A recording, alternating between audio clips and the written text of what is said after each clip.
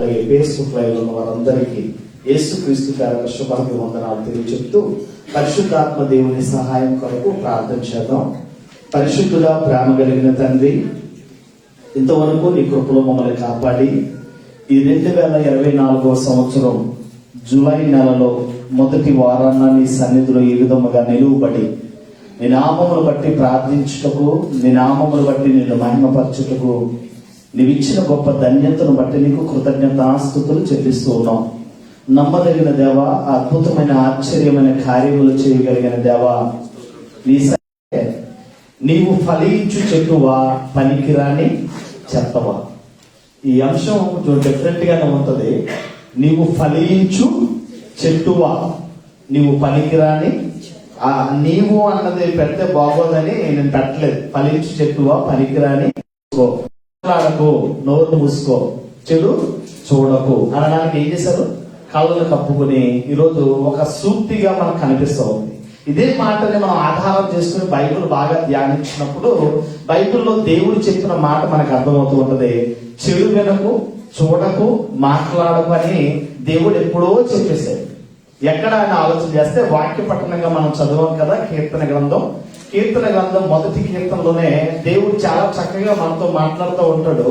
మొదటి మాటలో నేను జాగ్రత్తగా చదువుతున్నాను. మీ బైబిల్ విప్పి కీర్తన గ్రంథం మొదటి భాగాన్ని మీరు ధ్యానం చేయండి, మీ మనసులో చదువుకోండి. నేను చదువుతూ ఉంటాను. దుష్టుల ఆలోచన చెప్పున నడువక, పాపుల మార్గమున నిలువక, అపహాసకులు కూర్చుండు చోటన కూర్చుండక. బైబిల్లో దేవుడు చెప్పిన మాట దుష్టుల ఆలోచన చెప్పున నడువక. దుష్టులు అని ఎవరినంటామంటే దేవునికి అవిధేయులుగా ఉన్న వారిని, భ్రష్ట మనసు కలిగిన వారిని. దుష్టులు అంటే వారు చేసే క్రియలను బట్టే వారిని అంచనా వేయచ్చు. వీరు దుష్టులు, వీరు దుష్ట లక్షణాలు కలిగిన వారని మనం ఈజీగా అంచనా వేయచ్చు.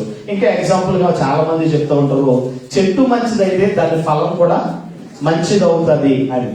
ఇంకా మన సాంగత్యం గురించి మనం మాట్లాడుకోగలిగితే మనం ఎలాంటి వారమో, మన మంచోళ్ళమో చెడ్డోళ్ళమో మనల్ని కాదు మనం పరిశీలన చేయవలసింది. మనతో ఉన్న స్నేహితులను మనం చూడగలిగితే మనం ఎంత గొప్ప వాళ్ళమో మనకు అర్థమైపోతూ ఉంటుంది. చాలా మంది పురుషులు కానీ స్త్రీలను గురించి కానీ మనం ఆలోచన చేయగలిగితే మంచోడు కాదు మనం ఎలాగ వాళ్ళని చేయగలం, ఎలా మనం చూడగలమంటే వారితో ఉన్న స్నేహితులు మనం చూడగలిగితే వీడు మంచి లక్షణాలు కలిగి ఉన్నాడో చెడు లక్షణాలు కలిగి ఉన్నాడో మనకి ఈజీగా అర్థమైపోతుంది. ఇక్కడ కూడా ఎందుకు మాట్లాడుతున్నారంటే దుష్ట లక్షణము అనేది చాలా ప్రమాదకరమైనది. దుష్టుడు అనేవాడు అపవాది, అబద్ధానికి జనకుడు, నరహంతకుడిగా ఉన్నవాడు. వీడు ఏం చేస్తాడంటే వాళ్ళ లక్షణాలు కలిగిన లక్షణాలు మనలో ఉంటే మనల్ని ఏం చేస్తామో దుష్టుల ఆలోచనలోకి మనం వెళ్తాం. అది అంటాడు ఇక్కడ చాలా జాగ్రత్తగా, దుష్టుల ఆలోచన చెప్పున నడువక. ఏమంటాడు ఇక్కడ? నడువక, ఆలోచన చెప్పున నడువక. రెండో భాగంలోకి వెళ్తే పాపుల మార్గమున మీరు నిలువక. పాపుల మార్గమున నిలువక. పాపులంటే ఎవరు? దేవుడు చేయొద్దన్న పనిని చేసేవారు పాపులు. ఆధ్యాత్మికమే పాపము, పాపంలో వచ్చి జీతము మరణం. ఈరోజు పాపం అంటే ఏమీ లేదు, ప్రార్థన చేయకపోవడం కూడా పాపమే. మేలైతే చేయకపోవడమే పాపం. ఈరోజు దేవుని మాటను నువ్వు తూచా తప్పకుండా పాటించకుండా తృణీకరించడమే పాపం. కనుక పాపుల మార్గాన్ని మీరు నిలువవద్దు అంటున్నాడు. అక్కడ దుష్టుల ఆలోచన చెప్పిన నిలవద్దు అన్నాడు. ఇక్కడ వచ్చేటప్పుడు పాపుల మార్గాన్ని మీరు నిలువక. పాపులు ఏం చేస్తారు? దేవుడు చేయొద్దన్న పనులు చేస్తారు, అసహ్యమైన కార్యాలు చేస్తారు, దేవుని ఆజ్ఞను తిరస్కరించి పాపం చేస్తూ ఉంటారు. ఈరోజు చాలా జాగ్రత్తగా ఆలోచన చేస్తే ఈరోజు అందరికి కూడా మంచిగా స్మార్ట్ ఫోన్స్ అనేవి వచ్చేసాయి. టెక్నాలజీ పరంగా, నెట్ పరంగా అందరికీ అందుబాటులో ఉంది. ఈరోజు పాపం అనేది ఎక్కడో లేదు, మన చేతిలోనే, మన గుప్పిట్లోనే పెట్టుకునే పరిస్థితి వచ్చేసింది. ఎక్కడెక్కడికో వెళ్ళి చూడవలసిన అవసరం లేదు. పాపపు ఆలోచన కలిగిన, పాపపు లక్షణాలు కలిగిన ఈరోజు భయంకరమైన భూతు ప్రపంచంగా ఈరోజు ప్రపంచం అంతా పాపపు వలయంలో చిక్కుకుపోయిన పరిస్థితి. కాబట్టి ఇక్కడ జాగ్రత్తగా ఆలోచన చేయగలిగితే పాపుల మార్గాన్ని మీరు ఏం చేయండి అంటాడు? నిలవద్దు. అక్కడేమో మీరు నడవద్దు అన్నాడు. రెండో చోటకు వచ్చేటప్పటికి నిలవద్దు అనే మాట మనకి కనిపిస్తుంది. పాపం అనేది జాగ్రత్తగా ఆలోచన చేస్తే పాపం చూస్తూ చేస్తూ తప్పు చేయాలనిపిస్తుంది. పాపం మొట్టమొదటిగా చూస్తే చెయ్యాలనిపించి చేస్తే అది తప్పుగా వెళ్తుంది. తప్పుగా వెళ్తే అది తీర్పులోకి వెళ్ళి శిక్షలోకి వెళ్ళిపోవాల్సిన పరిస్థితి వస్తుంది. సులువుగా చిక్కులు పెట్టు పాపం అంటాడు అందుకే భక్తుడు. కనుక చాలా జాగ్రత్తగా పాపుల మార్గాన మనం నిలువకుండా మనం ఉండవలసిన అవసరం ఉన్నట్టే మనకు కనిపిస్తుంది. మూడో భాగంలోకి వెళ్తే అపహాసకులు కూర్చుండు చోటన కూర్చుండక, నడువక నిలువక కూర్చుండక, అపహాసకులు కూర్చుండు చోటన కూర్చుండక. అపహాసకులు అంటే దేవుడు ఎంత గొప్పవాడైనా, దేవుని ఔన్నత్యం ఎంత గొప్పదైనా, దేవుని నామాన్ని అవమానపరచడం, దేవుని నామాన్ని తప్పు పట్టడాన్ని ఏమంటాం అంటే అపహాస్యం చేయడం అంటాం. ఈరోజు చాలా మంది కూడా దేవుల్లో ఉంటారు, కానీ ఎదుటి వాళ్ళని ఏం చేస్తూ ఉంటారు, అవహేళన చేస్తూ ఉంటారు, తప్పు పట్టే పరిస్థితికి వెళ్తూ ఉంటారు.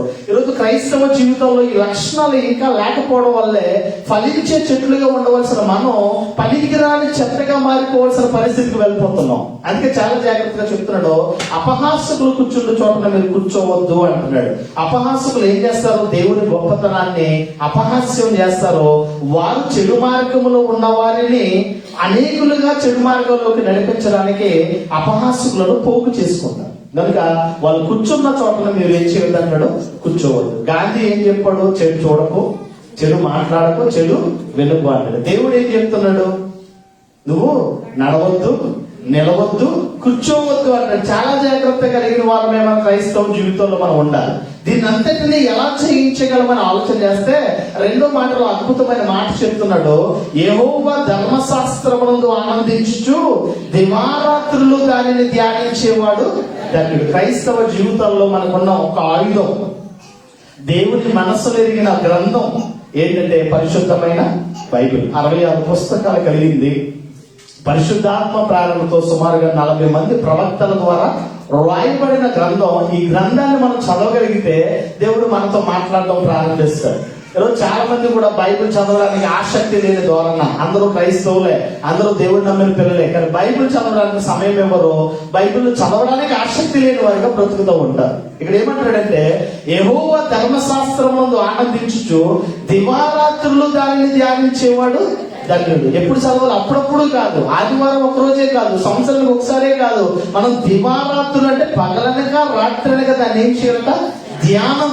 ధ్యానం అంటే చదువుంది ఆలోచన చేస్తూ ఉండాలి, దాన్ని గ్రహిస్తూ ఉండాలి, ధ్యానపూర్వకంగా దాని గురించి ఆలోచన చేస్తూ ఉంటే దేవుడు మనతో మాట్లాడడానికి అవకాశం ఉండదు. అందుకే చాలా చక్కగా చెప్తున్నాడు, యెహోవా ధర్మశాస్త్రం ఏం చేయాలట, ఆనందించాలట. ఈరోజు చాలా మంది క్రైస్తవులను చూస్తే ఎవరి బైబిల్ అండి నిద్ర పట్టకపోతే చదువుతూ ఉంటుందండి. ఏంటి బైబిల్ వచ్చి చదువుతారు, అదేంటో కానీ ఒక అధ్యాయం చదివినప్పుడు నిద్ర వచ్చేస్తుందండి. ఈరోజు యావత్ క్రైస్తవంలో ఉన్న భయంకరమైన బద్ధకం ఏంటంటే ఇదే పరిస్థితి. బైబిల్ ఎందుకు చదువుతున్నారంటే నిద్ర పట్టడానికి. బైబిల్ ఎందుకు చదువుతున్నావు అంటే మనశ్శాంతి లేకపోతే బైబిల్ చదువుతున్నాను. ఇది కాదు, దేవుడు నీతో మాట్లాడడానికి ఒక సమయం ఇవ్వాలి. ఆ దేవుడు నీతో మాట్లాడాలంటే నువ్వు వాక్యాన్ని జాగ్రత్తగా నువ్వేం చేయాలి, ధ్యానపూర్వకముగా చదవాలి. అందుకంటాడు, దివారాత్రులు దానిని ధ్యానించేవాడు ధన్యుడు. అంటే చదివేవాడు ధన్యుడు, చదవనివాడు అధన్యుడే. చదివేవాడు మాత్రమే ధన్యుడు, చదవనివాడు అధన్యుడే. మనం ఏవేవో చదువుతూ ఉంటాం, ఫేస్బుక్ లో వచ్చినవి, వాట్సాప్ లో వచ్చినవి, ట్విట్టర్ లో వచ్చినవి, ఏవేవో మెసేజ్లు ఇంత పొడుకున్నా జాగ్రత్తగా చదవడానికి మనసు చూపుతాం. బైబుల్ చదవడానికి మాత్రం మన మనసు చూపం. కామెంట్స్ చదువుతాం, దాని వెనకాల ఏముందో చదువుతాం, హిస్టరీ ఏంటో చూసి చదవడానికి ఆసక్తి చూస్తాం. బైబిల్ చదవడానికి మాత్రం మనకి ఎందుకో 5-6 బద్ధకం వచ్చి బైబిల్ చదవడానికి మనం ఆసక్తి చూపం. కానీ ఇక్కడ చెప్తున్నాడు, దివారాత్రులు దానిని ధ్యానించేవాడు ధన్యుడట. అంటే దేవుని వాక్యాన్ని ఏం చేయాలి, దినము అనక రాత్రి అనక నువ్వు దేవుని వాక్యాన్ని ఏం చేయాలి, చదవాలి. చదివితే నీకేమొస్తుంది, దేవుడు నీతో మాట్లాడతాడు. చదివితే నీకేమొస్తుంది, జ్ఞానం వస్తుంది. చదివితే ఏమొస్తుంది, జ్ఞానం వస్తుంది. దేవుని చిత్తం ఏంటో తెలుస్తుంది. ఆ చిత్త ప్రకారంగా మనం ఎలా బ్రతకాలో కూడా దేవుడు మనకు నేర్పిస్తూ ఉంటాడు. కనుక దివారాత్రులు దేవుని వాక్యాన్ని ధ్యానించేవారిగా మనం ఉండవలసిన అవసరం ఉన్నట్లే మనకు కనిపిస్తూ ఉంది. ఈరోజు చాలా మంది కూడా మేము క్రైస్తవులము, దేవుడు నాకు తెలుసు అని చెప్పుకుంటున్నారు, కానీ వాళ్ళ భక్తి జీవితాల్లో దేవుని ఆ ఔన్నత్యాన్ని ఎరగకి బ్రతుకుతున్న వారు అందరూ ఉన్నారు. ఒక మాటను చూద్దాం. తీతు రాసిన గ్రంథం 1వ అధ్యాయం 16వ వచనంలోకి వెళ్తే, తీతు రాసిన గ్రంథం 1వ అధ్యాయం 16వ వచనం నేను చదువుతున్నాను. ఈరోజు క్రైస్తవ్యం ఎటువంటి పరిస్థితిలో ఉంది, ఏ విధంగా ఉందని ఆలోచన చేయగలిగితే, తీతు రాసిన గ్రంథం 1వ అధ్యాయము 16వ వచనం అంటాడు, దేవుని ఎరుగుదుమని వారు చెప్పుకుందరు గాని అసహ్యులను అవిధేయులను ప్రతి సత్కార్యము విషయము భ్రష్టులనై ఉండి తమ క్రియల వలన ఆయనను ఎరగమన్నట్టుగా ఉన్నారు. ఈరోజు చాలా మంది క్రైస్తవులు దేవుడు మాకు తెలుసండి, మేము చిన్ననాటి నుంచి దేవుడు నమ్ముకున్న వాళ్ళమండి, మేము చిన్నప్పటి నుంచి మేము క్రైస్తవ్యంలోనే ఉన్నామండి, మా సంఘానికి మేమే మూలం అండి అని చెప్పుకునే వాళ్ళు చాలా మంది ఉన్నారు. వీళ్ళు ఎలా ఉన్నారంటే దేవుణ్ణి ఎరుగుదమని వారు చెప్పుకుంటున్నారు, కానీ వాళ్ళు ఎలా ఉన్నారు? దేవుని దృష్టిలో అసహ్యులు, దేవుడికి ఇష్టత లేదు వారట. అసహ్యులను అవిధేయులు, దేవుడు వాక్యానికి విధేయత చూపించలేని పరిస్థితిలో ఉండి మంచి పనుల విషయంలో ఎలా ఉన్నారట? భ్రష్టులు, పనికిరాని వారిగా ఉన్నారట. దేవుడి కొరకు మంచి పనులు చేద్దాం, దేవుడి కొరకు సూరకార్యాలు చేద్దాం, దేవుడి పనుల్లో మేము కూడా పాలిభాగస్తులు అవుదాం అనే పరిస్థితుల్లో లేరు. ఎలా ఉన్నారు? వీళ్ళు క్రైస్తవులే చెప్పుకోవడానికి, కానీ దేవుడి దృష్టిలో వాళ్ళు ఎలా ఉన్నారు? భ్రష్టత్వం కలిగిన భ్రష్టులై ఉన్నారట. మేము దేవుని ఎరుగుదమని వారు చెప్పుకుందరు, కానీ అసహ్యులను అవిధేయులను ప్రతి సత్కార్యము విషయంలో భ్రష్టులనై ఉండి తమ క్రియల వలన దేవునిని ఎరగమన్నట్టుగా ఉన్నారు. ఈరోజు చాలా మంది క్రైస్తవులే, కానీ క్రైస్తవుల్లో క్రీస్తు లేదు.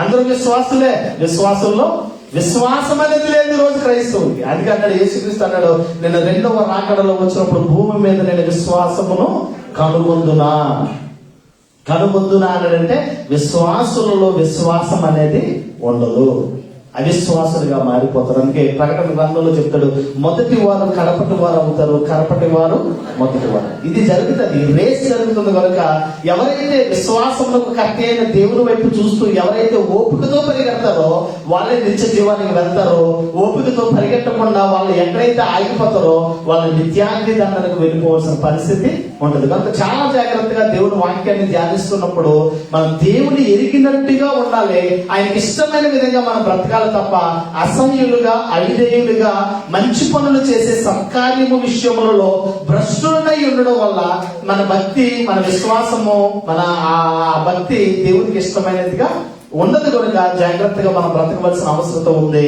చాలా మంది దేవుని వాక్యాన్ని వింటారు, కానీ వాక్యాన్ని ఎరుగుకయ్యే ఆ వాక్య ప్రకారంగా బ్రతకకుండానే దుష్టుడు వచ్చి విత్తబడిన వాక్యాన్ని ఎత్తుకొని పోయే పరిస్థితుల్లో ఈరోజు చాలా మంది వింటారు, చాలా బాగా వింటారు. ఆ విన్న వాక్యాన్ని హృదయంలో భద్రపరచుకోకుండానే ఆ విన్న వాక్యం హృదయంలో నాటబడే సమయానికి దుష్టుడు వచ్చి ఆ వాక్యమైన విత్తనాన్ని ఏం చేస్తున్నాడు? ఎత్తుకుపోయే పరిస్థితికి వెళ్ళిపోతున్న పరిస్థితి. కారణం ఏంటంటే వాళ్ళ భక్తి జీవితంలో స్థిరత్వం లేని వారిగా ఉన్నారు, అవిధేయులుగా ఉన్నారు, అవిశ్వాసులుగా భ్రష్ట మనసు కలిగిన వారై ఉన్నారని ఈ మాటల ద్వారా మనకు తెలుస్తూ ఉంది. ఇంకా జాగ్రత్తగా ఆలోచన చేస్తే మన సాంగత్యం కూడా జాగ్రత్తగా చూసుకోవాలి. కొరింథీయులకు రాసిన పత్రికలు అంటాడు, దుష్ట సాంగత్యము మంచి నడవడిని చెరుపుతుందట. 15వ అధ్యాయం 33వ వచనంలో మొదటి కొరింథీయులు అంటాడు, దుష్ట సాంగత్యము మంచి నడవడిని చెరిపేస్తున్నట్ట. మనం ఎలా ఉన్నాం? మనతో ఉన్న స్నేహితులు ఎలా ఉన్నారు? ప్రార్థన పరులుగా, దేవుని మీద విశ్వాసం కలిగిన వారిగా, అనేకులను దేవుని వైపుకు మళ్లించే వారిగా, దేవుని నామాన్ని మహిమపరిచే వారి ఉన్నారా? లేకపోతే మనల్ని బట్టి, మన భక్తిని బట్టి మనతో ఉన్నవారు రోజు రోజుకి పాపపులో లోకములోనికి మనం తీసుకెళ్లే వారిగా ఉన్నారా? మనం చూసుకోవాల్సిన అవసరం ఉంది. మనతో ఉన్న సర్కిల్ మంచిగా ఉంటే, ఆరోగ్యంగా ఉంటే మనం కూడా ఆరోగ్యకరమైన ఆత్మీయ స్థితిలో ఉంటాం. మనం ఆరోగ్యకరమైన వారితో మనం లేకపోతే మనం ఆ అనారోగ్య పరిస్థితిలో, అనారోగ్యపు ఆత్మీయ పరిస్థితికి వెళ్ళి ఆత్మీయంగా దిగజారిపోవాల్సిన పరిస్థితి ఉంటది. కనుక జాగ్రత్తగా మన సాంగత్యము ఎలా ఉందో మనం చూడవలసిన అవసరం ఉన్నట్లుగా మనకు కనిపిస్తూ ఉంది. మొదటి భాగంలోకి వెళ్తే మళ్ళా కీర్తన గ్రంథం మొదటి అధ్యాయంలోకి వెళ్తే మొదటి అధ్యాయం 3వ వచనం అంటాడు, అతడు నీటి కాలువల యోరను నాటబడినదై ఆకు వాడక తన కాలమందు ఫలమిచ్చు. ఈరోజు మన టాపిక్ ఏంటి? నీవు ఫలించు చెట్టువా? చెప్పండి, మీరే చెప్పండి గట్టిగా. నాతో చెప్పండి, నీవు ఫలించు చెట్టువా, పలికిరాని చెత్తవా? అంటే మనం ఎలా ఉన్నామో ఈ అంశం మనం పరిపూర్ణంగా వినేటప్పటికీ మన స్థితి ఏంటో మనకు అర్థమైపోతుంది. ఇక్కడ చాలా జాగ్రత్తగా ఆలోచన చేయగలిగితే, యెహోవా ధర్మశాస్త్రమును ఆనందించు దివారాత్రులు దాన్ని ధ్యానించువాడు ధన్యుడని చెప్పి అతడు ఆమె నీటి కాలువల యోరను నాటబడిన ఆకు వాడక తన కాలమందు ఫలమిచ్చు చెట్టు వలె ఉంటది. రోజు చెట్టు అనగానే ఏదో కాల పక్కన ఉన్న చెట్లు అనుకోకండి, దేవుని మందిరములో నాటబడిన చెట్లుగా మనం ఉన్నాం. దేవుని స్తోత్రం కలుగును గాక. దేవుని మందిరములో మనం ఫలించే చెట్లుగా ఉండాలి. ఎవరైతే దేవుని యందు భయభక్తులు కలిగిన వారిగా, వారు దుష్టుల ఆలోచన చెప్పు నడవకుండా, పాపుల మార్గాన్ని నిలవకుండా, అపహాసకులు కూర్చుంటే చోటను కూర్చుండగా ధర్మశాస్త్రంలో ఎవరైతే ధ్యానిస్తారో ఆమె అతడు నీటి కాలువల యోరను నాటబడిన ఆకువాడగా తన కాలం ముందు ఫలమిచ్చు చెట్టు వలె ఉంటారు అని ఈ మాటల ద్వారా భక్తుడు మాట్లాడుతున్నట్లే మనం చూస్తూ ఉన్నాం. ఈరోజు జాగ్రత్తగా ఆలోచన చేయగలిగితే ఆధ్యాత్మిక జీవితంలో నువ్వు ఫలింపు కలిగి ఉన్నావా? ఆధ్యాత్మిక జీవితంలో నువ్వు ఫలించే చెట్టుగా నువ్వు ఉన్నావా? క్రైస్తవ జీవితాల్లో ఫలింపు అనేది నీలో ఉందా అనేది మనం పరీక్షించుకోవాల్సిన అవసరం ఉంది. శారీరకంగా మన పిల్లలకి అంటున్నాం, శారీరకంగా సంతానాభివృద్ధి పొందుతున్నాం, మనం ఫలించాం శారీరకంగా. మరి ఆత్మీయంగా నువ్వేం ఫలించావు? ఆత్మీయంగా నువ్వు ఎంతమందిని ఆత్మీయులను సంపాదించుకున్నావు? ఆత్మీయంగా నువ్వు రక్షించబడి అనేకులను ఎంతమంది నువ్వు రక్షించావు? ఇది దేవుడు అడుగుతాడు. ఆత్మీయంగా మనం ఫలించామా లేదా అనేది మనం ఆలోచించవలసిన అవసరం ఉంది. అందుకంటే వాక్యమును జలముల యొక్క ఫలమిచ్చు చెట్టు వలె ఉండాలంట. మనం ఎలా ఉండాలి? వాక్యం అనే జలముల యొక్క నాటబడిన చెట్టుగా నువ్వు ఎలా ఉండాలి? ఫలించే చెట్టుగా ఉండాలి. ఫలించే చెట్టుగా ఉండాలి. చాలా మంది వాక్యాన్ని వింటారో వాక్య ప్రకారంగా బ్రతకరు. ఒక మాటను మనం చూద్దాం. యాకోబు రాసిన పత్రిక 1వ అధ్యాయం 21వ వచనంలోకి వెళ్తే, యాకోబు రాసిన పత్రిక 1వ అధ్యాయము 21వ వచనం నేను చదువుతున్నాను. జాగ్రత్తగా మీ బైబిల్లో మీ మధ్యలో చదువుకోండి. అందుచేత సమస్త కల్మషమును వెర్రవీగుచున్న దుష్టత్వమును మాని లోపల నాటబడి మీ ఆత్మలను రక్షించుటకు శక్తి గల వాక్యమును సాత్వికముతో అంగీకరించండి. ఎలా అంగీకరించరట? వాక్యము ఎప్పుడైనా విత్తబడుతున్నప్పుడు, చెప్పబడుతున్నప్పుడు, ఎవరు చెప్తున్నా, ఏ బోధకుడు చెప్తున్నా ఆ వాక్యము దేవుని మాట. ఆ వాక్యం ఎవరిది?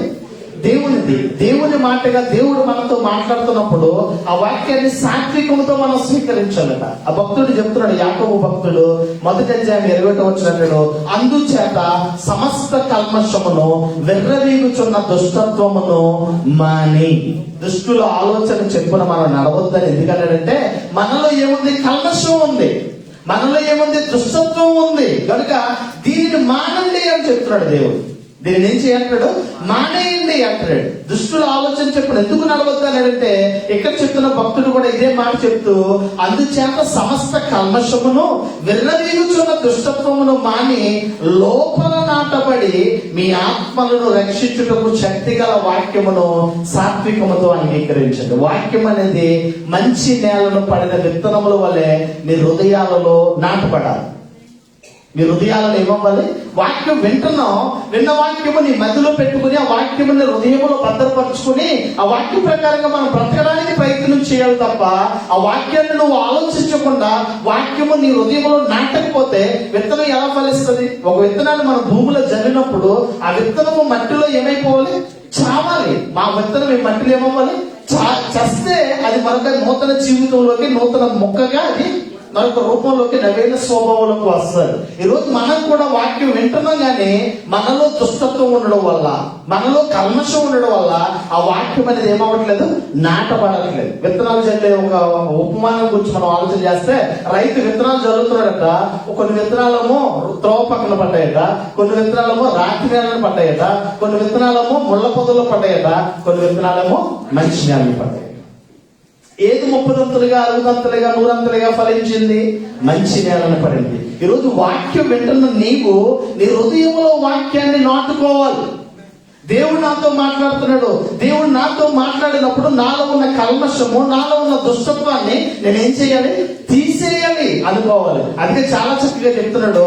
ఇదిగో మీరు జాగ్రత్తగా ఆలోచన చేయగలిగితే, అందుచేత సమస్త కల్మషమును విర్రవీగుచున్న దుష్టత్వమును మాని లోపల నాటబడిన మీ ఆత్మలను రక్షించుటకు శక్తి గల వాక్యమును సాత్వికముతో అంగీకరించండి. ఎవరు ఏ వాక్యం చెప్పినా ఇది నా కోసమే చెప్పాడు నువ్వు అనుకుంటున్నావా? Very good. వాక్యం నీలో పనిచేస్తుంది. వాక్యం నీదేం చేస్తుంది? వర్క్ చేస్తుంది, పని చేస్తుంది. ఈరోజు దేవుడు నాతో మాట్లాడాలని నువ్వు అనుకున్నావా? ఆ వాక్యం నీతో నిజంగా మాట్లాడిందా? నిజంగా నాలో ఉన్న లోపాలను సరిదిద్దుకోవాలనే పరిస్థితికి రావాలి. ఈరోజు చాలా మంది వింటున్నారు తప్ప వారి బ్రతుకుల్లో మార్పు లేకపోతే దేవుడు ఈ విధంగా బ్రతకడం, కల్మషముతో, కక్షలతో, క్రోధాలతో, అసూయతో, మత్సరముతో, ఈ విధముగా దుష్టత్వం కలిగిన వారిగా ఎంత వాక్యం విన్నా ఆ వాక్యం హృదయంలో నాటపడకుండానే అయిపోతాయి. ఈరోజు చెట్టు అనేది బాగా లోతైన ప్రదేశంలో ఒక మొక్కను మనం పాతుతున్నప్పుడు చక్కగా లోతుగా దానిని త్రవ్వి మంచిగా మొక్కను నాటి మంచి ఎరువు పోసి చక్కగా దాన్ని ఏం చేస్తాడు రైతు? దాన్ని సంరక్షిస్తాడు. అది చక్కగా వేడుతని దినదినము వృద్ధి చెందడానికి అవకాశం ఉంటుంది. అదేవిధంగా వాక్యం అనేది నీకు జీవాహారముగా ఉంది. వాక్యం అనేది జీవజలపు ఊటగా ఉంది కనుక ఆ వాక్యంలో నువ్వు నాటపడాలి. వాక్యంలో ఏమవ్వాలి? నాటపడాలి. అందుకే చాలా చక్కగా చెప్తున్నాడు, ఈ వాక్యము మీ హృదయములో నాటబడిన వారై ఆ వాక్యమును సాత్వికముతో మీరు ఏం చేయాలి? అంగీకరించండి. వాక్యం చెప్తున్నప్పుడు దేవుడు నాతో మాట్లాడుతున్నాడు అనే విధంగా అంగీకరించండి. చాలా మంది నొచ్చుకుంటారు. చాలా మంది నా కోసమే చెప్పాడు ఈ రోజు పాస్టర్ గారు అని చెప్తూ ఉంటారు. చాలా మంది సనుగులు మొదలెడతా ఉంటారు. ఒక మాటను మనం చూద్దాం. అపోస్తలుల కార్యాల్లో 2వ అధ్యాయం 37వ వచనంలో పరిశుద్ధాత్మతో నింపబడిన పేతురు గారు మాట్లాడుతూ, పరిశుద్ధాత్మ ప్రేరణతో పేతురు గారు ప్రథమ అపోస్తలుడిగా పిలువబడుతున్న పేతురు గారు అక్కడ ఉన్న పరిస్థితుల్లో వాళ్ళతో మాట్లాడుతున్నాడు. అపోస్తలుల కార్యాల్లో 2వ అధ్యాయం 37వ వచనం అంటున్నాడు, వారు ఈ మాటను విని హృదయములో నొచ్చుకుని, సహోదరులారా మేమేమి చేతుమని పేతురును కడమ అపోస్తలులను అడుగగా.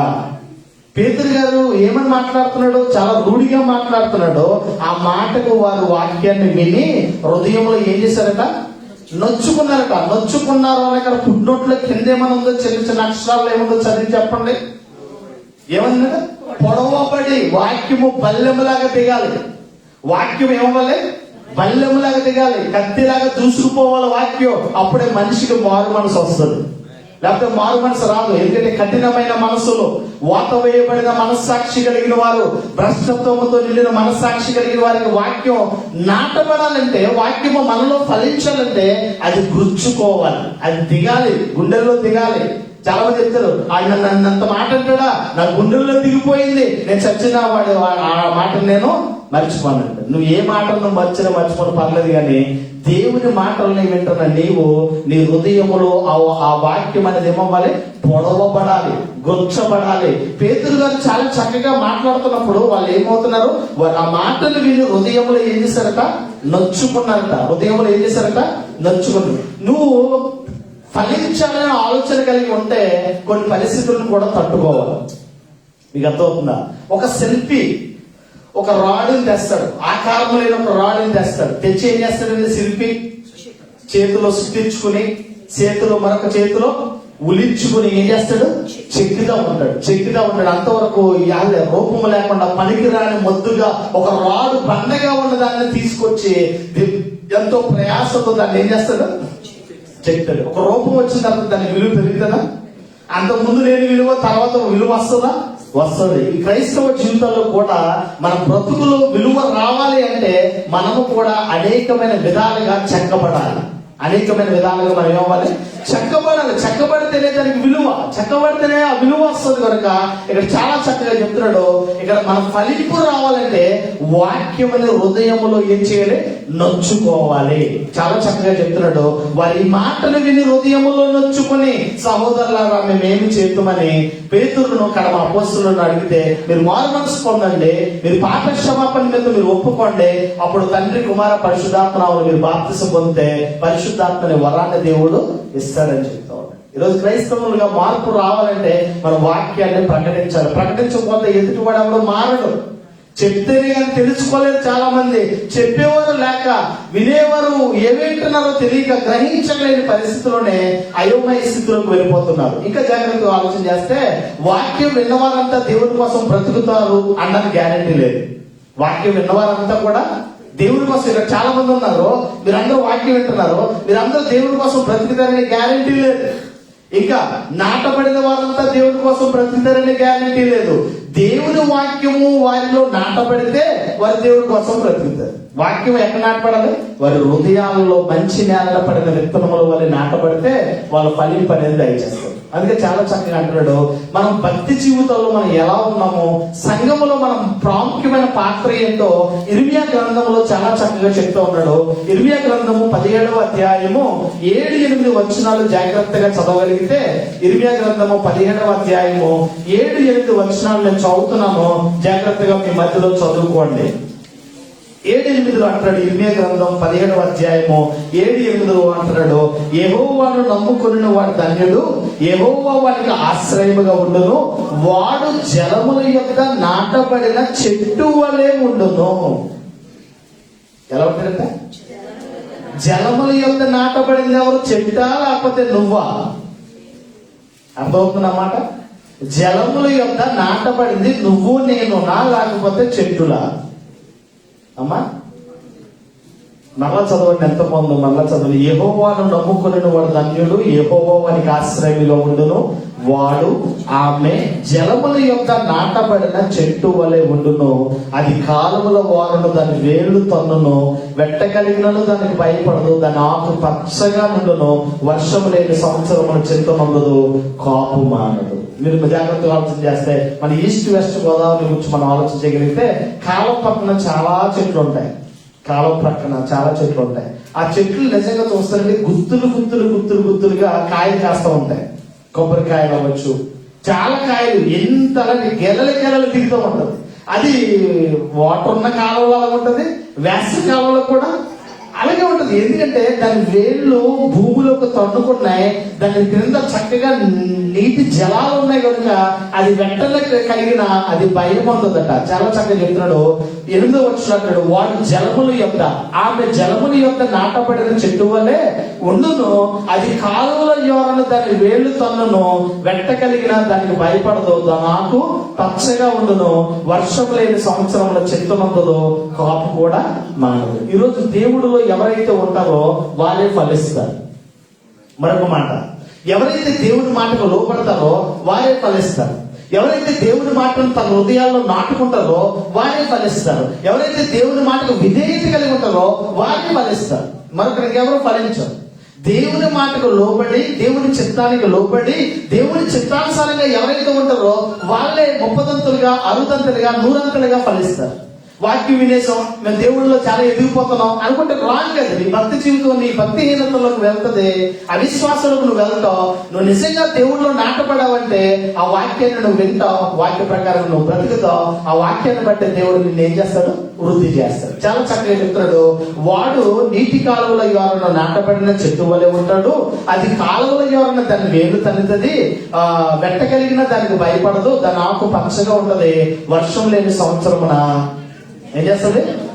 వర్షము లేని సంవత్సరమున చెట్టు నొంపదు, కాపు మానదు. ఈరోజు మనం ఫలించాలి అంటే వాక్యము మనలో నాటబడాలి. వాక్యం వినడానికే పరిమితమైతే ఉపయోగం లేదు. ఎవరిని అడిగాడట, అరే 2 చెవులు ఎందుకున్నాయా అంటే చుట్ట పెట్టుకోవడానికి అన్నాడు. ఏమన్నాడు?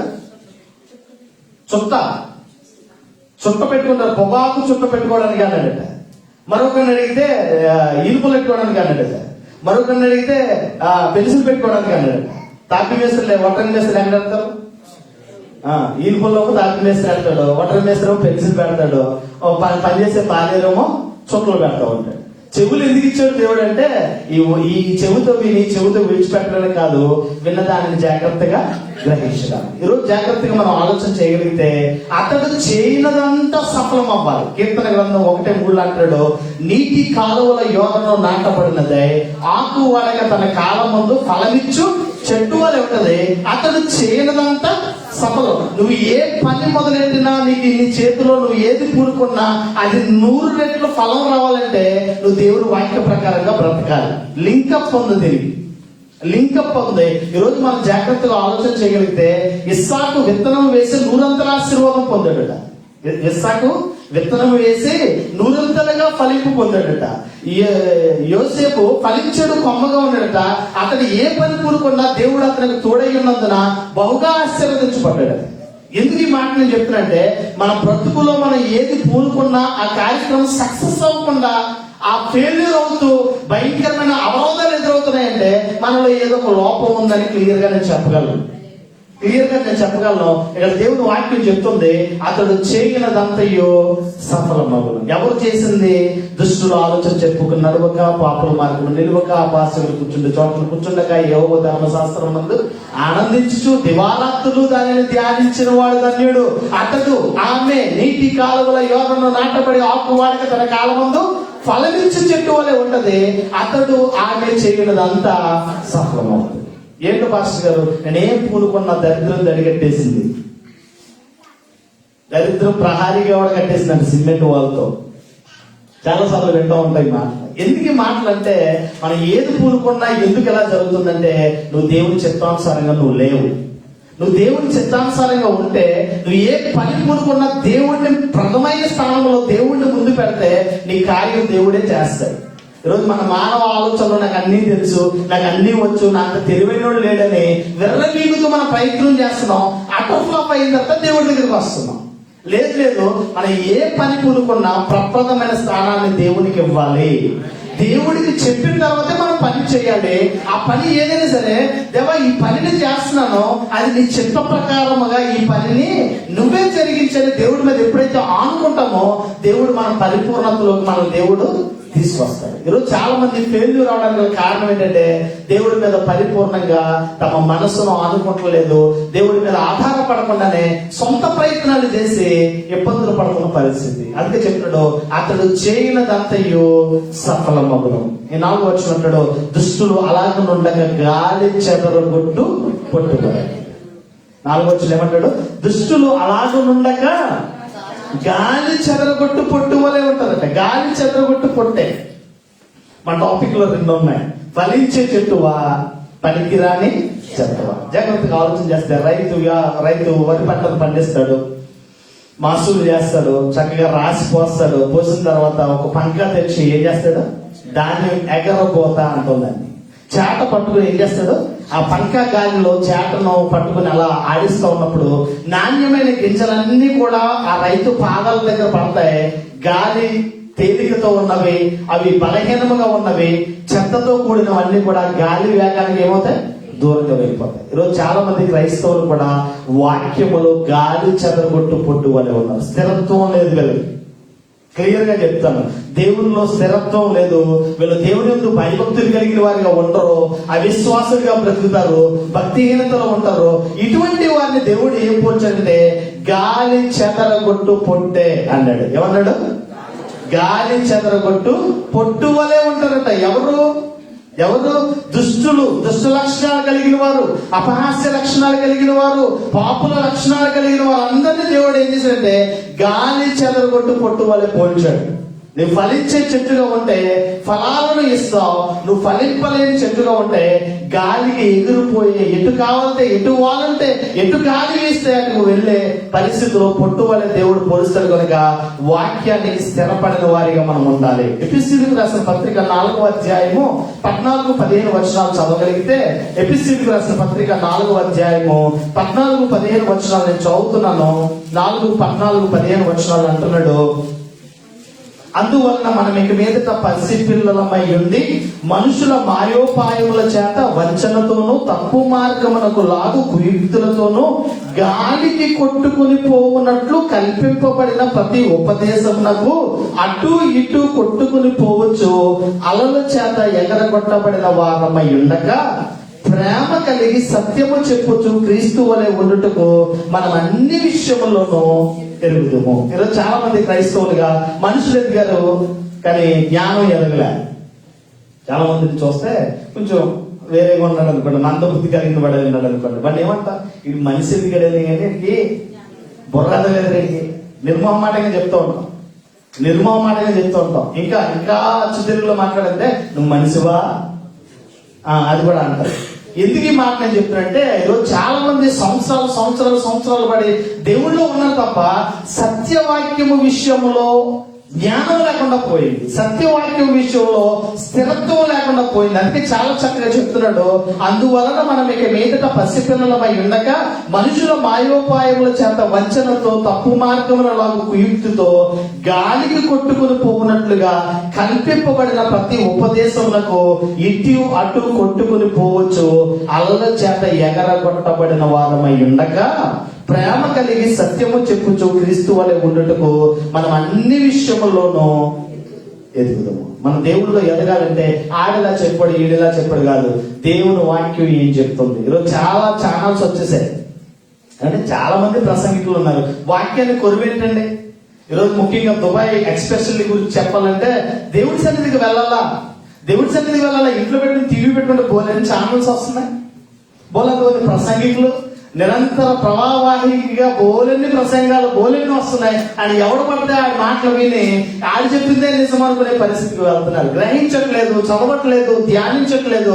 ధన్యులుగా పిలువబడాలంటే దివారాత్రులు దేవుని వాక్యాన్ని ధ్యానించాలి. మన పరిస్థితి ఎలా ఉందంటే గాలికి కొట్టుకుని పోవునట్లు కల్పింపబడిన ప్రతి ఉపదేశమును ఇటు అటు ఏం చేస్తున్నారట, ఇటు అటు ఏమంటాడట, కొట్టుకుని పోవచ్చు, అలల చేత ఎగరగొట్టబడిన వారమై ఉండగా ప్రేమ విషయములో ప్రేమ కలిగి సత్యము చెప్పండి. వాక్యం అనేది నిజం, నీ వాక్యమే సత్యము, సత్యమందు వారిని ప్రతిష్ఠ చేయము అంటాడు దేవుని వాక్యం. యోహాను 17:17 అంటాడు, నీ వాక్యమే సత్యము, సత్యమందు సంఘాన్ని ఏం చేయాలి, ప్రతిష్ఠించండి. ఈరోజు దేవుని వాక్యాన్ని చాలా మంది ఎరగక ఎన్నో ప్రసంగాలు, ఎంతోమంది బోధకులు మాయా బోధకులుగా ఈరోజు ఎంతో మందిని మాయ చేస్తూ లోకములో పాపములో గాలి చెదరగొట్టు కొట్టువలే వాడింత గొప్పడు వీడింత గొప్పడు వీడింత గొప్పడు అంటారు తప్ప దేవుని వాక్యంలో ఉన్న గొప్పతనాన్ని గ్రహించని పరిస్థితిలోనే ఈ రోజు ఉన్నాం. మరి ఈ రోజు మనం ఫలించే చెట్లుగా ఉన్నామా, పనికిరాని చెత్తగా మనం బ్రతుకుతున్నామా? క్రైస్తవ జీవితాల్లో మనం నేర్చుకోవాల్సింది ఏంటంటే దేవునిలో ఫలింపు కలిగిన వారమే మనం బ్రతకాలి. చాలా మంది బాప్తిసం తీసుకుంటారు, వెరీ గుడ్. ఈ రోజు కూడా ఇద్దరు క్రీస్తును స్వరక్తునిగా అంగీకరించారు, చాలా సంతోషం, చాలా సంతోషం. బాప్తిసం తీసుకోవడమే నీ ఉద్యోగం అయితే దేవుని పని చేయడమే నీ డ్యూటీ. అర్థమవుతుందా? బాప్తిసం తీసుకున్న జీవన్కి అలాగే జ్యోతికి చెప్తున్నాను, బాప్తిసం తీసుకోవడం నీ ఉద్యోగం అయితే దేవుని పని చేయడమే నీ డ్యూటీ. అంటే నువ్వు పని ఏంటి అంటే, ఇక నువ్వు రక్షించబడ్డావు, రక్షణ లేని వారికి నువ్వేం చేయాలి, రక్షణ కూర్చున్న వార్త ప్రకటించాలి. యేసే నిజమైన దేవుడు, ఆయన నమ్ముకుంటేనే మీకు పాప క్షమాపణ, ఆయన నమ్ముకుంటేనే మీరు నిత్య జీవం వెళ్తారు, ఆయన నమ్ముకుంటేనే మీకు నిత్య రక్షణని, మీరు రక్షించబడిన మీరు అనేకులను దేవుని వైపుకు మలిచే విధంగా దేవుని పని చేయాలి. అందుకే దేవుడు మిమ్మల్ని ఈ రోజు రక్షించుకున్నాడు. పాపములో నుండి, చీకటిలో నుండి, అవిధేయతలో నుండి దేవుడు మిమ్మల్ని ఎందుకు ప్రత్యేకించాడు అంటే దేవుని పని చేయడానికే మీ అందరినీ కూడా ఇక్కడ రక్షించాడు. మనందరినీ రక్షించడానికి కారణం ఏంటంటే మనం దేవుడి పని చేయాలని, దేవుని గుణాతిశయములను ప్రచురము చేయాలని. దేవుని గుణాతిశయములు ఏం చేయాలని, ప్రచురం చేయాలని. కనుక మనం దేవుడిలో ఫలించే విధంగా ఉండాలి. దేవుడిలో ఫలింపకపోతే ఏంటి నష్టం? మత్తయి సువార్త 3:8 చదువుకుని ముగించేసుకుందాం. మత్తయి సువార్త 3:8 అంటున్నాడు. మత్తయి సువార్త 3:8 3:8 అంటున్నాడు. మత్తయి సువార్త 3:8 నేను చదువుతున్నాను, జాగ్రత్తగా మీ బైబిల్ విప్పి చదవండి. అబ్రహామును మాకు తండ్రి అని మీలో మీరు చెప్పుకున్న తలంచవద్దు, దేవుడు ఈ రాళ్ల వలన అబ్రహాముకు పిల్లలుగా పుట్టింపగలరు. మీతో చెప్పుచున్నాను, ఇప్పుడే గొడ్డలి చెట్టు వేరున ఉంచబడి ఉన్నది గనుక మంచి ఫలము ఫలింపని ప్రతి చెట్టు నరకబడి అగ్నిలో వేయబడు. ఇప్పుడు మనం ఏం చేయాలి? ఆత్మ ఫలాలు కలిగిన వారిగా దేవునిలో మనం ఏం చేయాలి? ఫలించాలి. మన టాపిక్ ఏంటి? మన విషయం ఏంటి? ఫలించే చెట్టువా, పనికిరాని చెత్త. ఈరోజు ఫలింపకపోతే ఏంటి నష్టం? ఇప్పుడు చదవండి. ఫలింపకపోతే ఏంటి? 10 అంటాడు, ఇప్పుడే గొడ్డలి చెట్టు వేరును ఉంచబడి ఉన్నది కనుక మంచి ఫలము ఫలింపని ప్రతి చెట్టు నరకబడి అగ్నిలో వేయబడును. అంటే నువ్వు ఆత్మీయంగా నువ్వు ఫలింపకపోతే నిన్ను ఎందుకు ఉంచాలి భూమి మీద? అర్థమవుతుందా? మన ఇంట్లో ఒక పూల మొక్కను గాని, మన ఇంట్లో ఒక ఫలాలనిచ్చే మొక్కను గాని మనం తెచ్చి నాటుకున్నాం. నాటిన తర్వాత అది ఏ విధంగా కూడా ఏ విధమైన ఫలాలు ఇవ్వక, పువ్వులు ఇవ్వక, అడ్డంగా దిడ్డంగా బలిసిపోతూ ఎదిగిపోతుంది అనుకోండి, ఏం చేస్తామండి మనం? గట్టిగా చెప్పండి. ఈవిడైతే నరికేస్తుందట వెనకాల. Same dialogue. ఏం చేస్తారు? మనకి ఏ రకంగా కూడా ఉపయోగపడకపోతే చెట్టుని మనం ఏం చేస్తున్నాం? పీకి పడేస్తున్నాం. ఈ రోజు మనం దేవుని సన్నిధిలో దైవికంగా మనం ఎదగకపోతే, ఆత్మీయమైన ఫలాలను మనం ఫలింపకపోతే, దేవుడు మనల్ని ఎందుకు భూమి మీద ఉంచాలి? దేవుడు ఎందుకు నిన్ను సంరక్షించాలి? దేవుడు నీకు ఎందుకు ఆరోగ్యం ఇవ్వాలి? దేవుడు నీకు కావలసినవన్నీ ఎందుకు ఇవ్వాలి? అందుకే చాలా చక్కగా చెప్తున్నాడు, ఇప్పుడే గొడ్డలి చెట్టు వేరున ఉంచబడి ఉన్నది కనుక మంచి ఫలము ఫలింపని ప్రతి చెట్టు నరకబడతాది. దేవుడిలో మీరు ఎలా ఉన్నారు? ఫలించే చెట్లుగా ఉన్నారా? ఫలించే చెట్లుగా ఉంటే సంతోషమే. ఫలింపకపోతే ఏమవుతాం? ఇప్పుడే చెట్టు వేరున గొడ్డలి ఉంచబడి ఉంది. చెట్లు ఎవరండి? ఇప్పుడు చెట్టు ఎవరండి? విన్నారా? వాక్యం విన్నారా? చెట్టు ఎవరు?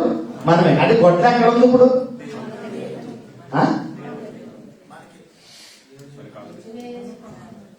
ఇక్కడ ఉంది. చెట్టు ఎక్కడ ఉంది? గొడ్డలు ఎక్కడ ఉంది? దేవుడి చేతిలో గొడ్డలు ఉంది.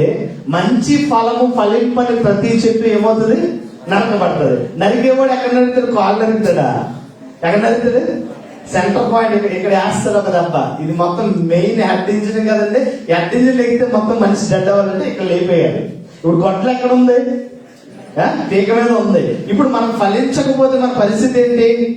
రాబోయే ఉగ్రతలో నుంచి నువ్వు తప్పించబడాలంటే మారు మనసుకు తగిన ఫలాలను ఫలించాలి. ఫలించకపోతే ఇప్పుడే గొడ్డలి చెట్టు వేరున ఉంచబడి ఉన్నది. అది నరకబడిన తర్వాత నరకబడిన నీవు ఏమవుతావు? అగ్నిలో. అగ్ని అంటే ఏంటి? నరకం, నిత్యాగ్ని దండన. అక్కడ అగ్ని ఆరదు, అక్కడ పురుగు చావదు, అక్కడ ఏడుపును పండు పొందుకుంటుంది. కనుక మారు మనసు తగిన ఫలాలు మనకు కావాలంటే దైవికంగా మనం దేవునిలో ఎదగడానికి ప్రయత్నం చేయాలి. అందుకే చాలా చక్కగా చెప్తాడు, ఫలింపు లేకపోతే దేవుడు ఏం చేస్తాడట? నరికేస్తాడట. ఫలింపు లేకపోతే దేవుడు ఏం చేస్తాడట? నరికి వేస్తాడట. అందుకే అంటాడు, ఎందుకు వచ్చి అంటాడు, మారు మనసుకు తగిన ఫలములు ఫలించండి. ఈరోజు నువ్వు దేవుళ్ళలో ఉన్నావంటే నీలో ఈ కక్షలు, క్రోధాలు, అసూయలు, మత్సరము, భ్రష్టత్వము, దుష్టత్వము ఇవన్నీ నీలో ఉండి నువ్వు దేవుని పిల్లవాడువు, దేవుని కుమార్తెవు, దేవుని కొడుకువు అంటే నువ్వు అర్హుడువు కాదు. నీలో ఉండవలసింది గలతీయులకు రాసిన పత్రిక 5:22 ఆత్మఫలమేమనగా ప్రేమ, సంతోషము, సమాధానము, దీర్ఘశాంతము, దయాలత్వము, మంచితనము, విశ్వాసము, ఆశా నిగ్రహము, సాత్వికము, ఇవన్నీ కూడా ఏంటి? ఆత్మఫలాలు. ఇవి మనలో లేకుండా మన దేవుళ్ళని చాలా గొప్పగా ఉన్నాను, నేను ఫలిస్తున్నాను అనుకుంటానంటే అది నీ భక్తిహీనతే. అది నీ భక్తిహీనతే. అంటే దేవునిలో మారు మనసుకు తగిన ఫలాలను మనం ఫలించాలి. నీవు ఎలా ఉన్నావు, నీ స్థితి ఎలా ఉందో నువ్వు ఒకసారి ఆత్మ విమర్శ చేసుకుంటే నీ బ్రతికేంటో, నువ్వు ఫలించే చెట్టుగా ఉన్నావో లేకపోతే పనికిరాని చెత్తగా ఉన్నావో నీకే అర్థమవుతుంది. అందుకంటాడు, మారు మనసుకు తగిన ఫలాలు ఫలించండి, ఇప్పుడే గొడ్డలి చెట్టు వేరులో ఉంచబడి ఉన్నది కనుక మంచి ఫలము ఫలింపని ప్రతి చెట్టు నరకబడి అగ్నిలో వేయబడతాయి. ఈ మొక్కలు ఎవరు అసలు ఆయన ఆలోచన చేస్తే యెషయా గ్రంథం 61:3 అద్భుతమైన మాట చూసి మనం ముగించేసుకుందాం. యెషయా గ్రంథం 61:3 61వ అధ్యాయము 3వ వచనం ఎండింగ్ చదువుతున్నాను. 61:3 వచనంలో ఎండింగ్ చదువుతున్నాను నేను. యెహోవా తన్ను మహిమపరుచుకున్నట్లు నీతి అను మస్తకి వృక్షమనియు యెహోవా నాటిన చెట్లనియు వారికి పేరు పెట్టబడిను. నువ్వు దేవుని మందిరములో నాటబడిన చెట్టుగా ఉన్నావు. నువ్వు దేవుని మందిరములో ఒలీవ మొక్క వలె నువ్వు నాటబడ్డావు. ఎంత బాగుందో చూడండి వచనంలో ఏమంటాడు. ఇక్కడ ఏమంటాడంటే యెహోవా నాటిన చెట్లనియు వారికి, వారు అంటే ఎవరు? చెట్ల మనం. నువ్వు దేవుడి మందిరంలో ఫలించే చెట్టుగా ఉన్నావా లేకపోతే పనికిరాని చెత్తగా ఉన్నావు? నువ్వు ఫలించేవాడు అయితే నీలో ఆత్మఫలాలు కనిపించాలి. దేవుడు చూపించిన ఆత్మఫలం ప్రేమ, సంతోషము, సమాధానము, దీర్ఘశాంతము, సాత్వికము, దయాలత్వము, మంచితనము, విశ్వాసము, ఆశా నిగ్రహము ఇవేమీ లేకుండా నువ్వు దేవుడిలో నువ్వు ఉన్నావంటే ఫలింపు లేని వాడిగా ఉన్నావు. నువ్వు నిజంగా ఇవన్నీ కలిగిన వాడు ఉన్నాయంటే ఎవడు నా యందు నిలుస్తాడో నేను వాడి యందు నిలుస్తాను.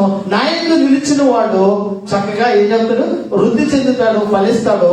నాలో ఫలింపని ప్రతి తీగ తీసివేసి కాల్చబడదు అంటాడు యోహాను 15వ అధ్యాయంలో.